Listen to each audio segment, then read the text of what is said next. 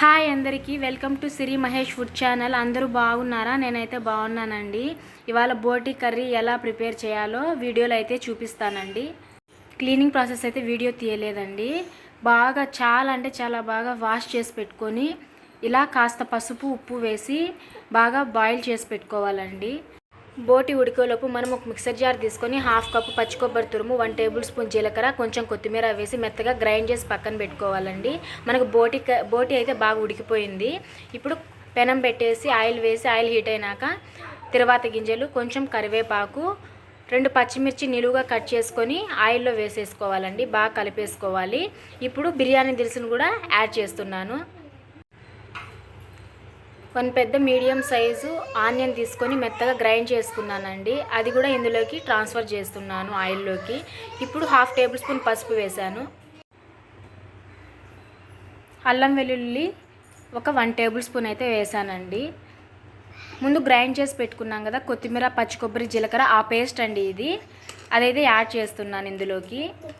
బాగా మొత్తం పచ్చివాసన పోయేదాకా బాగా వేపుకోవాలండి. టొమాటోస్ అయితే ప్యూరీ అయితే ఇందులోకి యాడ్ చేశాను. 1 టేబుల్ స్పూన్ కల్లుప్పు కూడా యాడ్ చేశానండి.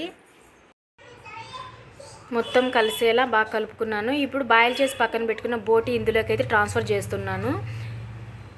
ఇది కూడా మొత్తము మసాలా అంతా ముక్కకు పట్టేలాగా ఇలా కలిపేసుకోవాలి. ఇందులోకి 1.5 స్పూన్ ధనియాల పొడి యాడ్ చేశాను. అలాగే సేమ్ రేషియోలో 1.5 స్పూన్ కారపొడి కూడా యాడ్ చేశాను. ఇంకా స్పైసీ ఎక్కువ తినాలనుకుంటే ఇంకొంచెం కారపొడి ఎక్కువ యాడ్ చేసుకోవచ్చు. ఇప్పుడు ఫైనల్గా వేసింది ఏంటంటే చికెన్ మసాలా, గరం మసాలా కొంచెం వేసానండి. ఇలా అయితే ఇందులో ఇంకా కొంచెం కర్రీ కొంచెం లూజ్గా కావాలనుకునే వాళ్ళు కొంచెం వాటర్ యాడ్ చేసుకోవచ్చు అండి. గ్రేవీ కావాలి అనుకునే వాళ్ళు వాటర్ కాస్త తక్కువ యాడ్ చేసుకోవచ్చు. ఇలా మనకైతే దగ్గర పడిపోయింది కర్రీ అయితే. ఫైనల్గా ఇలా గ్రేవీ టైప్ వచ్చేసిందండి. చాలా అంటే చాలా బాగుంటుంది.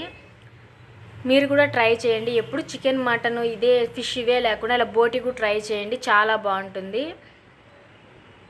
మరో కొత్త వీడియో అయితే మీ ముందుకు వస్తాను. అంతవరకు సెలవు. నమస్కారం.